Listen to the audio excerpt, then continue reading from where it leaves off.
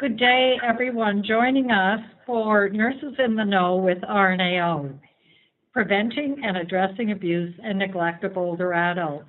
I want to welcome you all, the hundreds of you who have joined us from across Canada and indeed around the world. I'm Dr. Irma-Jean Bainock, and I'm the Director of the International Affairs and Best Practice Guidelines Center here at RNAO, the host for your event today. Today, then, we have a wonderful group with us, and I want to just make note that we have Dr. Elizabeth Podnieks and Dr. Samir Singh, both of whom were co-chairs of our expert panel that developed the guideline Preventing and Addressing Abuse and Neglect of Older Adults. In addition, we have Susan Story-McNeil, the RNAO nurse manager who shepherded this guideline throughout the processes and made sure that it reached publication and now, of course, dissemination. In addition, I want to thank Verity White, who worked closely with Susan on the guideline and as well has been really the force behind our webinar today. So thank you all. I'll move now to looking at just a brief highlight of the agenda. And we've gone through the overview and welcome. We will be talking very specifically about the guidelines, some background, what is abuse and neglect, the impact on individuals and society. I want to talk a little bit about why is this important now and how we can collaborate to address and prevent the problem. And then we will move into some very specific details about the guideline, how it was developed, highlights of the recommendations, and then moving very specifically into how can this be used by you, what difference will it make for you? And we'll look at implementation resources that are being developed and some strategies. Following that, we will have opportunity for your questions. Now I'm going to move to the next slide that is focused on RNAO. RNAO, the Professional Association of Registered Nurses in Ontario. RNAO is a strong, credible voice leading the nursing profession to influence and promote healthy public policy and clinical excellence. And as I say always when we talk about clinical excellence, the Best Practice Guidelines program is really a cornerstone, a signature program of RNAO, and the major means by which we are promoting clinical excellence. I'm now going to move to the next slide that is focused on the highlights of the Best Practice Guideline program. And you can see on that slide that we have 4 circles. The top circle really talks a lot about the guideline development process because RNAO at the BPG Center is focused on developing evidence-based best practice guidelines using a very rigorous 7-step process. And this process includes use of research associates. Housed at RNAO, we have a staff of 6 research associates and a team of managers and project coordinators under the leadership of Dr. Monique Lloyd, the Associate Director, to really focus on developing the soundest and most rigorous guidelines possible. Our guidelines are reviewed every 5 years, and new additions are developed as new evidence is available.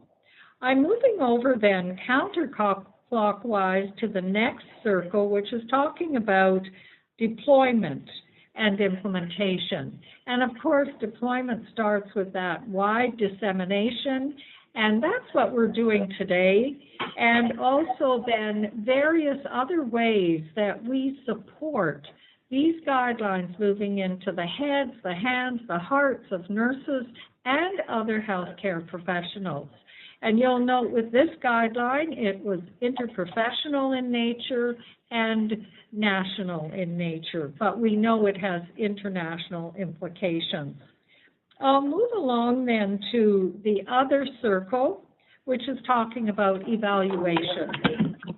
And through this circle, we're really talking about how we monitor and measure the impact of guidelines in day-to-day use. Developing them is one thing, that's not enough.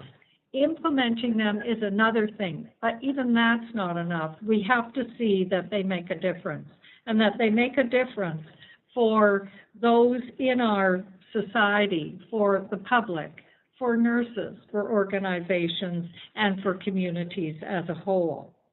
So I do want to now introduce you to Dr. Elizabeth Podnieks, who will talk next about abuse and neglect and give us some background about that. Elizabeth Podnieks is a professor emeritus at Ryerson University. She is a champion, I must say a one-woman champion related to elder abuse and neglect. I had the very great privilege and pleasure of knowing Elizabeth almost 30 years ago when she first unearthed the notion that we needed to do something about elder abuse and neglect. It was an unknown, unheard of area before Elizabeth gave it voice. So I'm so pleased and proud to introduce Elizabeth Podnieks and ask her to carry on with the remaining set of slides that focus on abuse and neglect. Go ahead, Elizabeth. Thank you so much, Dr. Baynock. I'm really thrilled to be here and wish you were here. I have been tasked to talk a little bit about definition, and as we know, definitions continue to dominate research, discussion, and funding. The guide identifies definitions from WHO and NICE publications, and both of these refer to the expectation of trust in their definition. Other definitions omit the statement about trust, citing while there is usually an expectation of trust, not always. For instance, residents in nursing homes may have no reason to trust. In fact, they may be quite fearful. People view elder abuse through the lens of their own specialties, such as nursing, social work, medicine, etc. The late and legendary researcher, Dr. Rosalie Wolfe, saw elder abuse as any form of harm to an older person. She argued that organizations should develop a definition based on their own needs and policies, and then proceed to intervene. One category of elder abuse recently in the news, which is on the slide, but it's not often discussed, and that is professional abuse. Hugh Clark was an elderly woman living in New York in a New York hospital. Following her death 2 years ago, the family filed a lawsuit against the hospital, doctors, and staff for having coerced her into making large donations to the hospital for various things such as renovations. They won the lawsuit, and the good news is that the Clark family is now funding financial abuse research. One of the nurses who received $35 million in the suit was asked if she thought that this was unusual, an unusual amount of money. She replied, no. The next slide is a little an illustration about theories and the fact that elder abuse is such a complex problem. The guide provides several theories to explain elder abuse. Scholars have for a long time been advocating that elder abuse and neglect should have its own theory. We have been borrowing from other theories, and all the professional articles are quoting up to 6-8 theories. And since the issue has been discovered, and it's now time for us to have our own theory. How can we teach and guide students if we don't have a conceptual framework? And so a goal out of this is to generate, which has been actually convened, an international committee on the development of a theory to guide elder abuse and neglect. And this hopefully will be reported on at the proposed Global Summit on Elder Abuse in June 2015, to mark the 10th anniversary of World Elder Abuse Awareness Day. In conclusion, I would first of all like to stress that human rights is the cardinal element in looking at elder abuse. Elder abuse is a healthcare issue, it's a social issue, it's a justice issue. But if we don't have human rights, how can we access any of these other things? So we see the guide as an ongoing conversation. The RNAO is not presenting the guide as the definitive answer to any of the concepts that we've talked about in the guide.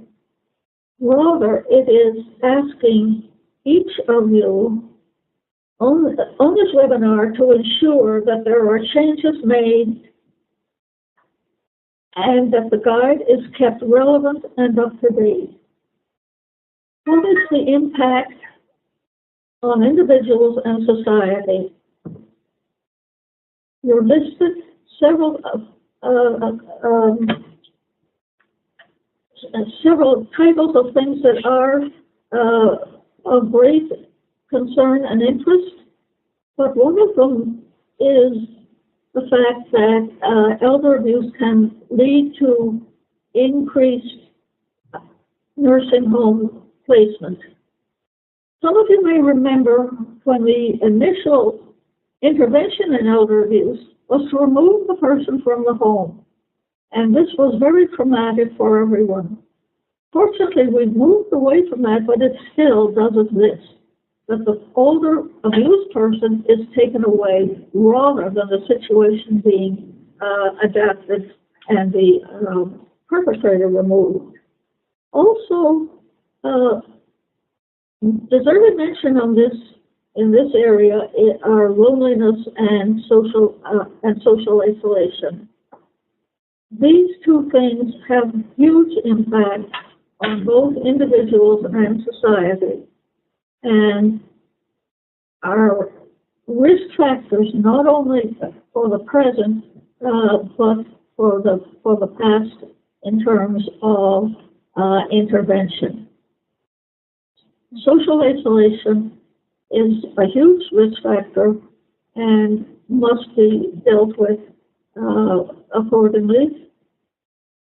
So I will now turn it over, and not before though thanking Dr. Winston, Dr. Bennett, Susan McNeil, and Verity White, and that fabulous research team that did all the data collection for the lit review, and also to our unbelievably committed committee who are really responsible for this guide, which we hope that you will continue to use and help us to update it so that it is not sitting on the shelf. Thank you. Thank you so much, Elizabeth. Really appreciate your words, and also very exciting event to come in 2015, and I'm so grateful we have the guideline with your input.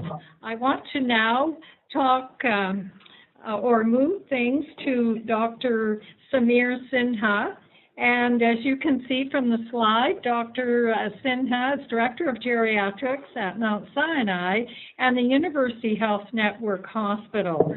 He's the expert lead of the Government of Ontario's senior strategy. Now, Dr. Sinha, as those of you who know him, have ever heard him speak, know he's a passionate and well-respected advocate for the needs of older adults. And he gave generously of his time and his knowledge to help us develop this guideline. So can you see, along with Elizabeth's expertise and visionary leadership and Dr. Samir Singh, we have a wonderful guideline. So let me turn it over to you now, Samir, to talk more about the importance and how we can collaborate to make a difference. Go ahead, please.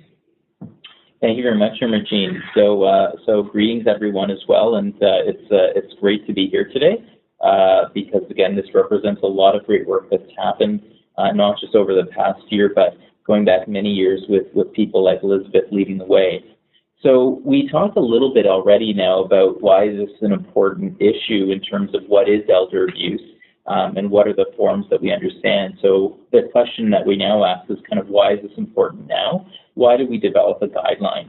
And the most important reason is that we are appreciating that it's more common than many of us think it is. I know recently at our hospital, for example, as we were rolling out our elder abuse policy and guidelines, I remember the leads of that were saying that there were some clinicians who were coming up and saying, does this even really happen? You know, people would actually abuse and neglect older adults. You know, most of us think that it's such a horrible thing, but why could it even take place? But it really, it's more common than we often think it is. Prevalence studies say maybe around 4 to 10% of people are being actively abused in any given year. But we know as well that the prevalence and the risk of elder abuse can actually be significant, and upwards of 1 in 4 vulnerable older adults, or 1 in 4 older adults could be vulnerable to older abuse elder abuse in particular. Especially those who are dependent on others for their care, those individuals with dementia, who have memory issues, those people who have significant physical limitations. We could see how sometimes they become incredibly dependent on those, on other people, and sometimes that makes them particularly more vulnerable to elder abuse in particular.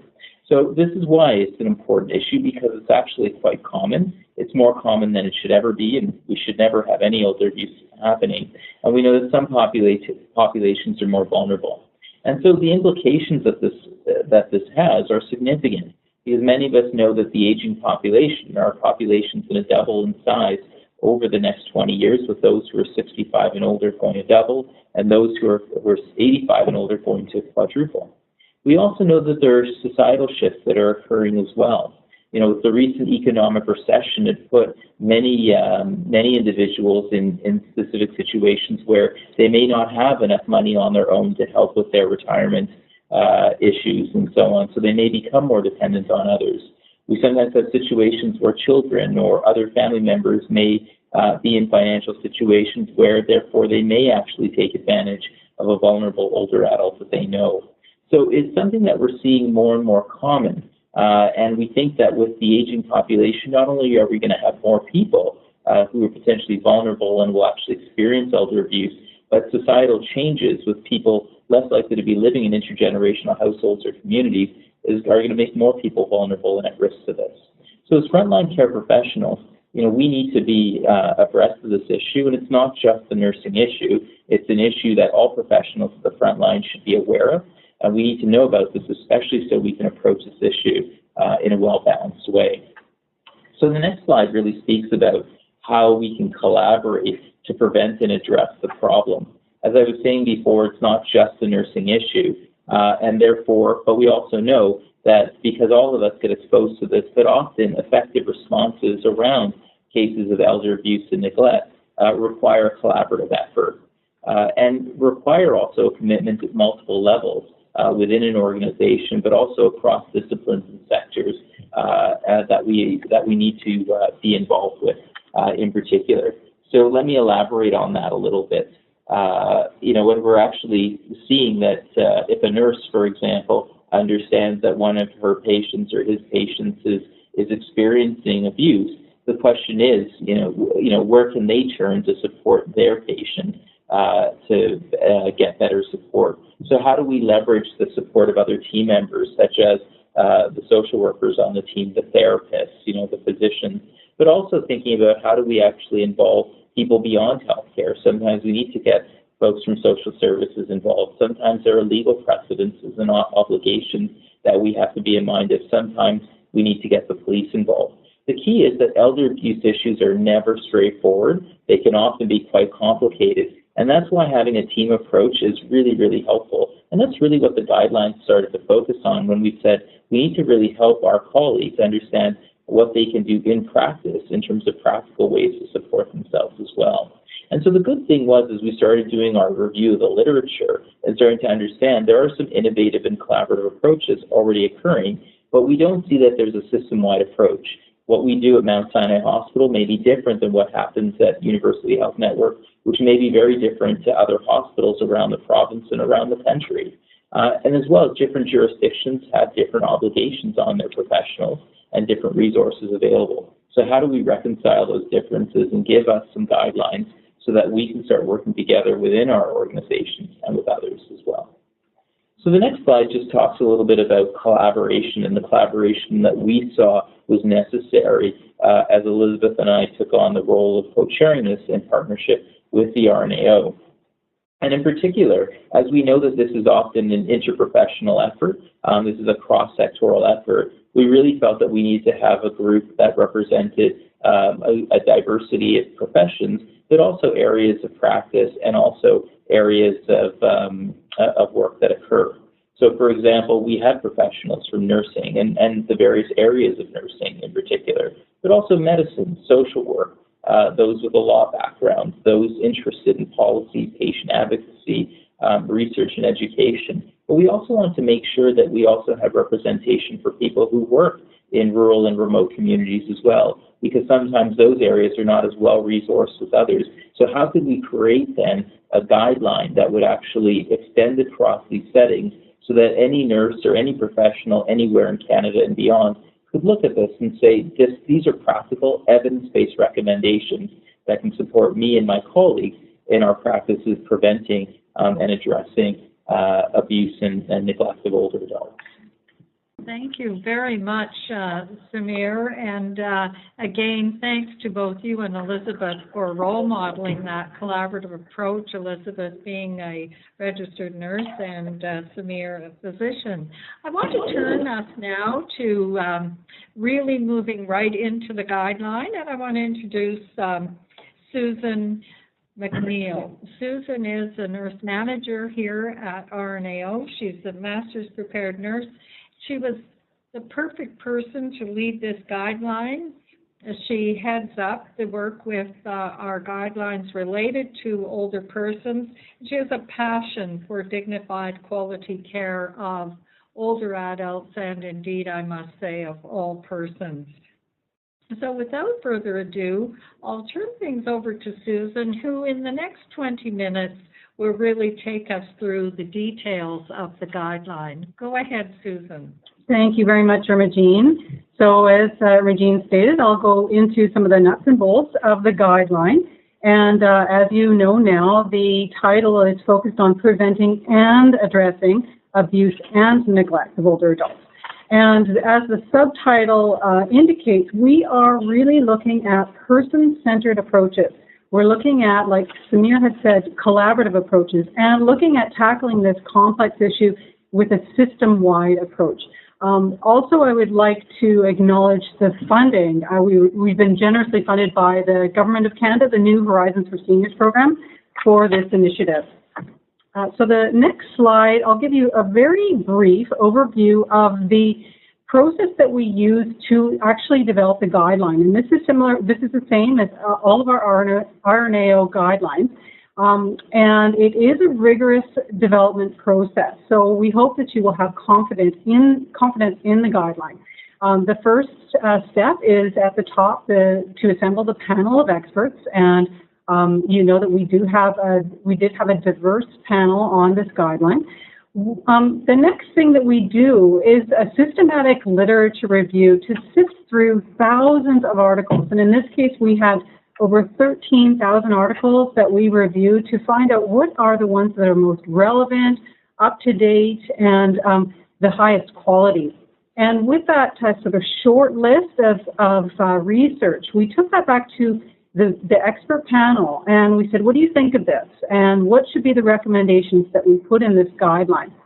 And we state the recommendations and then discuss we provide a discussion of evidence to support that recommendation. And then every recommendation has a level of evidence assigned to it, so that you can determine to what degree what strength of evidence there is to support that. And you can find out more information, I believe it's on page 11 in the guideline. There are many iterations that we go through to develop the actual guideline. Once we're nearly done, we send it out to the stakeholders for review. And this guideline had tons of interest. We had over 60 people from across the country in diverse settings and practice areas who consulted on the guideline. They reviewed it and told us what if they agreed or not and why, and if we missed anything. Then it goes for a final revision and some tweaking, and then we put it to publication, and then we'll look at it again in 5 years. So that's kind of, in essence, the guideline development process. So why did we develop this guideline in the first place? I'm talking about the purpose and scope. Really that there is, as Samir mentioned, variability in practice, and we really it's not very clear on what the best practices are, or those best practices are not widespread. So our purpose was to expand the awareness of this topic and let people know what the evidence-based recommendations are.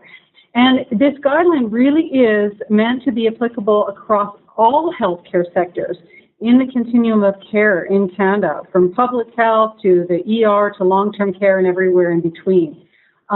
So it is, there are guidelines that are applicable for your setting. And just to keep in mind that this is not a how-to guide. This is a guideline of recommendations. We also, another point to make here is that we are focusing on all the main forms of abuse and neglect that could occur in a home setting or in a healthcare organization. So just an overview of the guideline, we have 10 practice recommendations. And for those of you who are on the line, these would be applicable to you if you are providing direct care on a day-to-day basis with older adults. So this guideline is not just for nurses, it's for nurses and other healthcare providers in the interprofessional team. So 10 practice recommendations. We have 4 education recommendations. So those of you who are educators or interested in quality improvement, or those of you who work in academic institutions and teach undergraduate students. And then we have 8 policy, organization, and system recommendations. And these are looking at broader supports that enable the other guidelines to be implemented. And so we have recommendations for managers, administrators, policy makers. But what is a bit unique is that we have recommendations for nursing, regulatory bodies, and also for governments. And what it is, it's recommended that an organization implement the recommendations in each of these areas to be most effective. What I'd also like to point your attention to is there are quite a few resources in the back of the guideline. So if you're a researcher, you might be interested in the research gaps. If you're looking at monitoring how well you're doing with this guideline, there are indicators for evaluation. But what you might, those of you who are in practice, you might find that the appendices are really useful. We're hoping they're really useful for you. There are practical tips like communication tips, tools, review of assessment tools, and some various other resources in the back. So take a look there and see what might be useful to you. So the next slide. Now I'll give you some highlights of key themes from the practice recommendations. So what is really important And this may seem obvious, but a therapeutic relationship is really fundamental when you are discussing and dealing with issues of abuse and neglect. These are highly sensitive issues. They're very difficult to talk about. There are many barriers and fears to admitting or disclosing abuse and neglect. So having a therapeutic relationship with an older adult and those involved with their care, such as family members, is very important. Similarly, privacy and confidentiality is really essential. So some information may be appropriate to share for the continuity of care, but what you need to do is make sure you are clear on what information you can share and what you should not share without getting permission from the older adult first.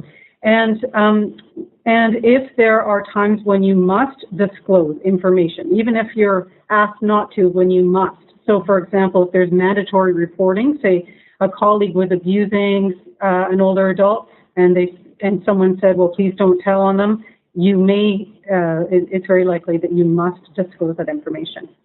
Another key component of the practice recommendations is to really be alert for the risk factors and the signs of abuse and neglect during all of your encounters with older adults and families and other healthcare providers. So to be on the alert, because you are really you're in a unique position, and you might be actually one of the only people who would be able to pick this up and maybe support your client or help put a stop to mistreatment. So we suggest that you pay attention to possible disclosures, the subtle disclosures of abuse and neglect, or watch for risk factors and signs. So the next slide is other practice recommendations. Talk about how to intervene when an older adult is either at risk for or actually experiencing abuse and neglect. So what is really important here is to identify the rights, and that may be the right to refuse intervention or the right to go back to a situation that you might think is unsafe or unwise. That is a competent person has the right to live at risk. But you need to identify the rights, the priorities, the needs, and the preferences of the older adult before you figure out what you need to do. So we are wanting to highlight the importance of taking the decision making, or the lead of the decision maker is the older adult. Some cases that might be the substitute decision maker, and they may involve their family in helping to decide what that is, but that comes from them. So you might be asking, how do you see the issue? What is important to you? And go from there. A collaborative approach is often effective. This might, like I mentioned, involve the family. It might involve other members of the team. But again, the older adults drive those decisions. The interventions might include, providing some education, specific referrals, suggesting supports for overwhelmed family, the caregivers in the family, maybe developing a safety plan with the older adult. And there are various categories of interventions that we discuss in the guideline. Well, what we want to emphasize here is that any response needs to be individualized and tailored to that particular situation. What I would like to recommend that you do is to kind of be prepared for addressing situations of abuse and neglect. One tip might be to start by determining what kinds of supports and resources are available that are in your area. So Appendix H in the guideline is a fillable resource list. So it gives you suggestions of where you can look. And that's one way that you might want to get started so that you can know some of the resources that you could use. Moving along to the last practice recommendation I'll highlight, and that's the importance of responding to abuse and neglect according to what the legal requirements and what your organization's policies and procedures are. A common theme in the research was that healthcare providers were really not clear on what their roles and responsibilities were, and they did not always know what the law was or even adhere to the law. So we recommend that you are very clear on what the laws are and what your roles and responsibilities are. So moving into education recommendations, we have 4 recommendations for education. Some are for undergraduate or student education before someone becomes a registered nurse, or for other fields as well. What may be unique or what may stand out for you here is the recommendation for all employees, that everyone in the healthcare organization receives some basic education, and that may or may not be happening in your healthcare setting. So this could be people like cleaning staff, dietary staff, administrators, that they all receive some basic education. And we're looking at things such as ageism or other factors that contribute to abuse and neglect, and any particular roles and responsibilities that people at different levels of the organization might have. The detailed education for nurses and other healthcare providers is a significant part of the guideline. We outline and describe several areas that we think the nurses and other people providing direct care need to be prepared to be effective in the field. So that is more detail about understanding the complexities of abuse and neglect, effective strategies for responsive behaviors, and what people can do for supporting a healthy work environment. So you may want to look at these education recommendations and see if there are any particular gaps in the education that is provided at your organization. Also, strong education programs will really help you be prepared to respond appropriately and help you to prevent and identify abuse and neglect. So we do recommend that education design is thoughtfully done, that education programs are engaging and interactive, and that they don't just raise awareness, but they address your attitudes and help build skills. Also, an interprofessional approach to education will help other team members learn together in a collaborative environment. So moving on to the policy, organization, and system recommendations. These focus on higher level support that help support the other recommendations in the guideline. So for example, we are recommending that organizations develop collaborative teams, and the makeup of the team would depend on the setting, but it may include individuals such as informal caregivers, police, faith healers, dentists. We stress the importance of organizations having clear policies and procedures. So if you have borrowed a policy from another healthcare organization, or you're using a decision tree from another sector, you need to make sure that those are compatible with the law and appropriate for your setting. Another important part of this section is that is looking at a multifaceted approach to preventing institutional abuse or abuse that might happen within a healthcare setting. And this addresses things such as staffing levels, training for responsive behaviors, screening and monitoring staff. Those of you who are working in organizations with health promotion and prevention mandates, we recommend that you are actually leading or participating actively in public awareness, looking at ways that you can address the factors that might make people vulnerable to abuse and neglect, such as social isolation that Elizabeth talked about, that you might be involved in supporting age-friendly approaches, or participating in a coordinated community response with other sectors and other groups that are interested in preventing and addressing abuse. The last 3 areas of recommendations for policy, organization, and system focus on, the first one I'm talking about is the regulatory bodies. And one of the challenges that we encountered when we were developing this guideline is that there is a lot of variability in what the laws and obligations are according to different sectors and across the country. And given that nursing regulatory bodies are responsible for public safety, we are recommending that they support nurses in providing accurate information so that they can uphold their responsibilities. In terms of government recommendations, we are acknowledging that it might be difficult to implement some of these recommendations if we don't have adequate support from government. So one recommendation outlines the government's role, and an example of what we highlight there is sufficient funding and human resources that is needed in the field.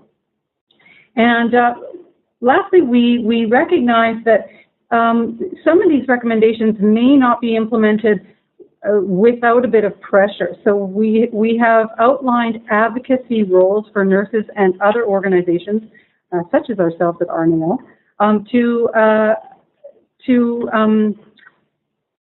support some of these changes that need to occur in various areas. So what is next? Now we have this best practice guideline, and you're probably wondering how we actually move this into making some real difference and making some change. So I'm going to outline what some of our implementation methodology, and I'll just give you an overview of this. One of the strengths of RNAO is that we really do have a systematic process for helping individuals such as yourself or groups or organizations move best practices into action. And we provide resources that are free to anyone, so please check out our website. It's www.rnao.ca. And we have things such as e-learning courses, fact sheets, this toolkit that's on the slide, the toolkit for implementation of best practice guidelines, we use extensively and encourage you to take a look at. We have training opportunities, champions, workshops, week-long institutes, and we also have the formal BPSO designation, and that helps organize we work with organizations to implement a number of BPGs, and they're supported along the way to maintain and evaluate the implementation of guidelines. And what I'd like to point out is that we're in the middle of working on some supports for this guideline. So by the end of the fiscal year, we'll have an e-learning course. So keep an eye out for that. That will support the education recommendations. And we're also having a fact sheet and a condensed version of the guideline that will be available soon for upload on your smartphone. I'm nearing the end here, but I want to highlight some tips and suggestions for getting started. So here's what we suggest that you do is take a look at the guideline and identify some recommendations that you think will apply to you in your workplace. And do recognize areas where you think you are already doing some good work. And then highlight some areas where you think you would like to improve. And you might start by doing some small things that make a difference, like you could start by filling out parts of the resource list in the back that I mentioned earlier. Find others in your workplace or other people in the interdisciplinary team who also care about this issue and work together with them. And look on our website. Look at some of the resources and supports that we have that can help you on your way. Just before questions, I wanted to put up a slide that names all of the expert panel members who contributed a great deal of voluntary time to develop this guideline, and also acknowledge there's not enough room on the slide for the whole RNAO team and all of the 60 stakeholder reviewers, but I just wanted to make sure that you could see the names of the people on our panel. I think we can open it up for questions and discussion.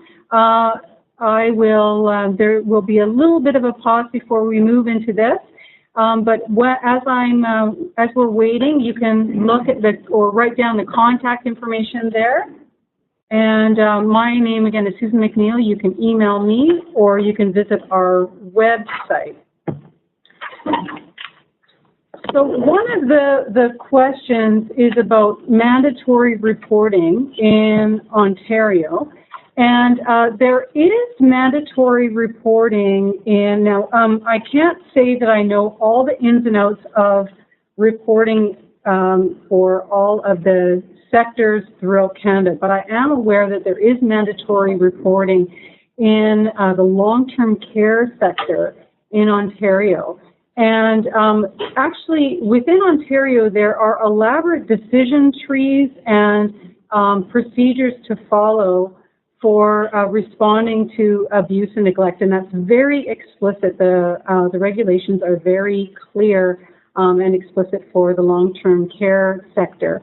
I don't think I can speak too much to other sectors about specific laws, but no, and I think the challenge is that every province and jurisdiction has slightly different approaches in terms of these issues of mandatory reporting, and as something that Susan had mentioned before in our practice guidelines, it was recognizing why this isn't as straightforward as, if you will, as say something like child abuse, where we do know that if anybody comes into contact, that because children are not of age and therefore they can't consent, then there are more automatic and straightforward reporting requirements.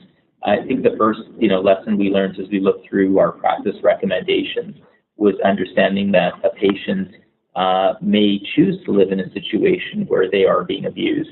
And if they are capable of making that decision, then we have to respect their rights. But I think our guidelines and review of the evidence showed us as well that there are things that one can do to try and minimize or try and eliminate that situation from happening, and really focusing on the individual's quality of life. So we learned that it's quite complicated and why a thoughtful approach in practice needs to occur.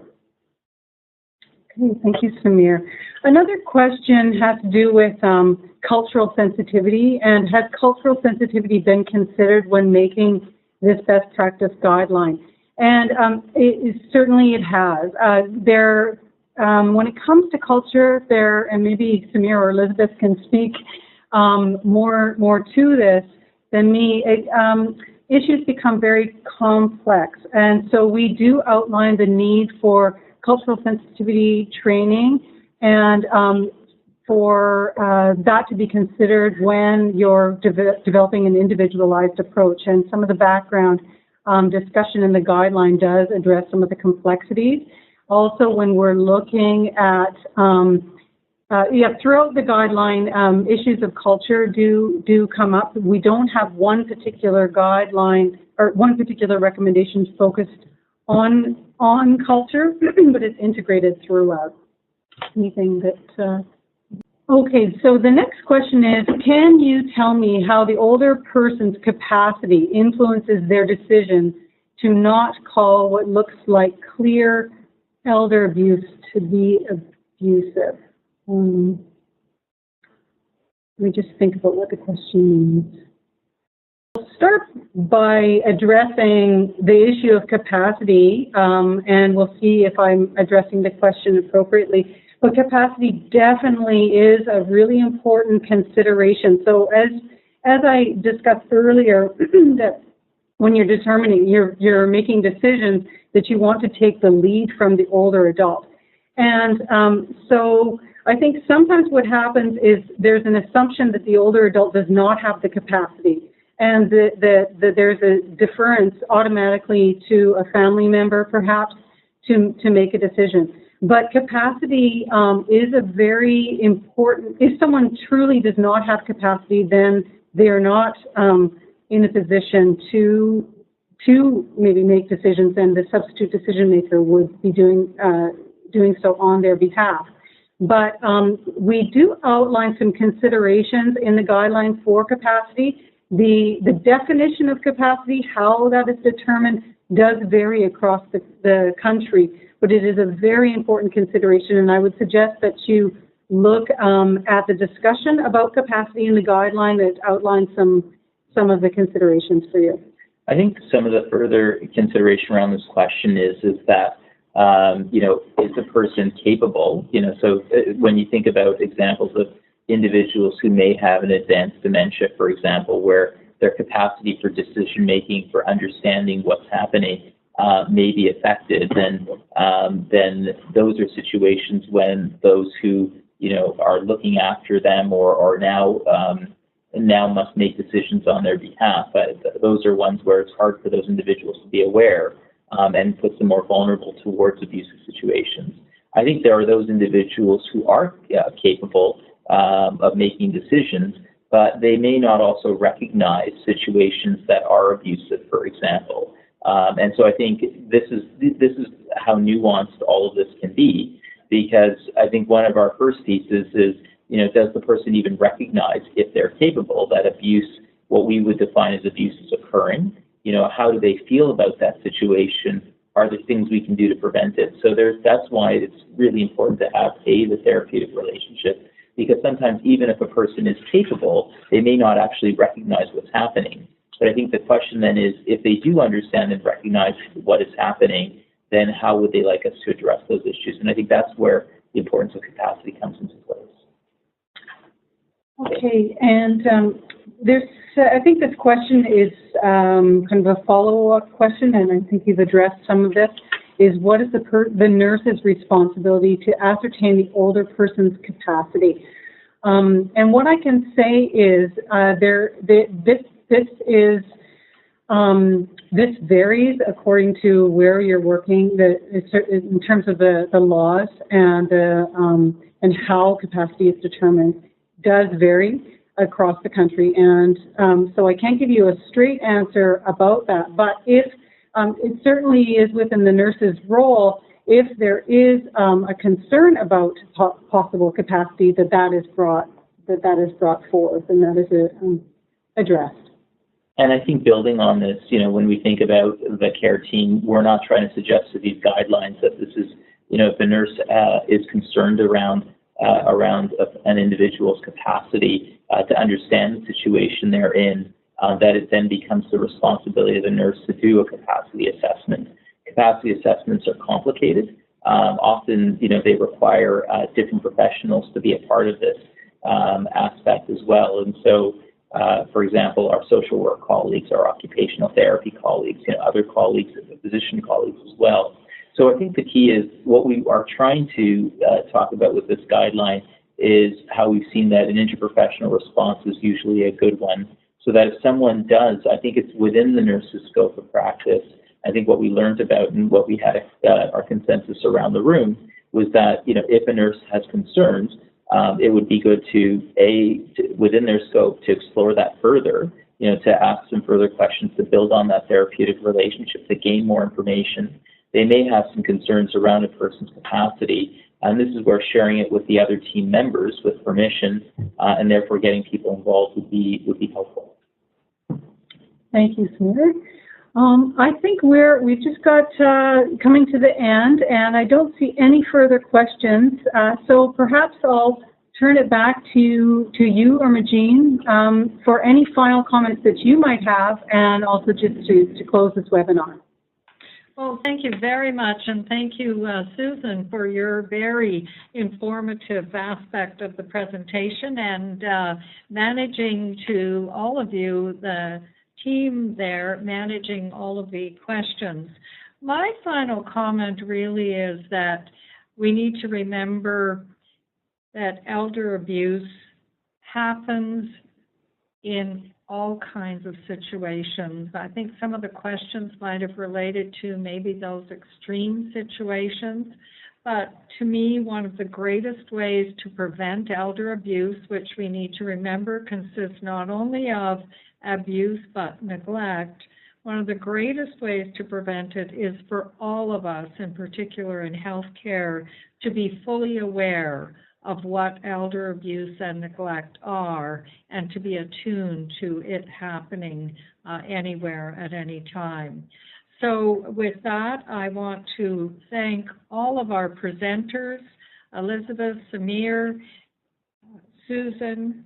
I want to thank Verity for her support in this webinar. I want to thank all of you on the call for demonstrating to us how important this issue is.